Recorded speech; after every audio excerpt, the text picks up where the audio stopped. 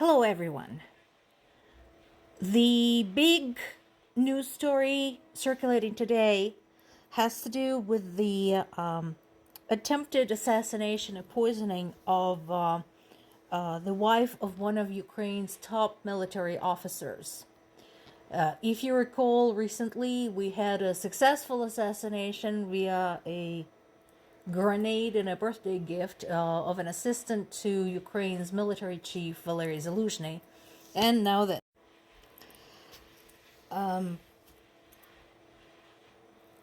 at this time, she is out of direct danger. She is out of the hospital, but again, just goes to show that Russian terrorists will stoop as low as they can possibly reach.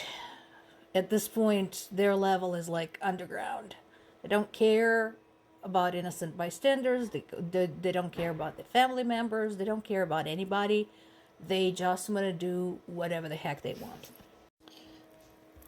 Various news sources continue reporting on the big winter storm along the Black Sea coast, which is, of course, impacting both Russia, Ukraine, and the military operation for both.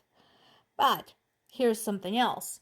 Last week we talked about Finland closing all but one crossing point from Russia to Finland.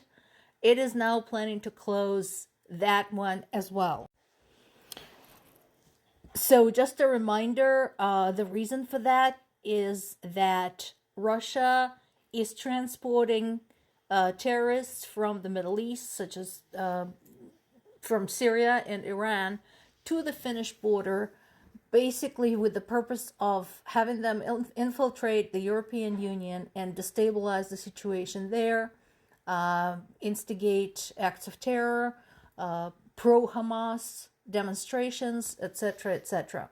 So the Finns finally had enough and said, no, nobody's gonna just come strolling in, not here. There's also pressure on the Baltic states and Poland to do the same. I usually don't work with a lot of the articles from the Radio Free Europe because as a source sometimes it tends to be too biased. But this particular story was interesting. It's an article about a statement by retired U.S. General James L. Jones.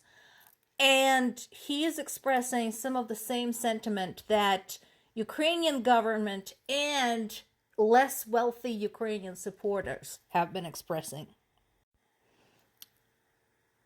Basically, they're talking about the inconsistent and slow process for supplying aid to Ukraine.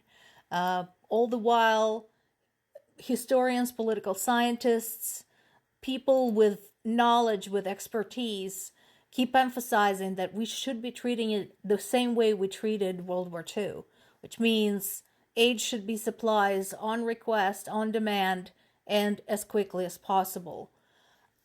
So I recommend a good article. And again, it's not just anybody. It's somebody who has a long military experience and, understands history, understands where this is going. I want to post this. This is from one of my Ukrainian sources. So at this time, because of the war, 1 in 5 Ukrainian families, this is not people, families. A family can include multiple people, as you might figure out. So 1 in 5 Ukrainian families are facing food uncertainty because of this going on. At the same time, Ukraine continues to supply grain at pre-war levels, and that is what's expected of Ukraine, despite the fact that some of the people who are benefiting from this grain and people who are receiving this grain at no cost to themselves as humanitarian aid are nations that have allied themselves with Russia.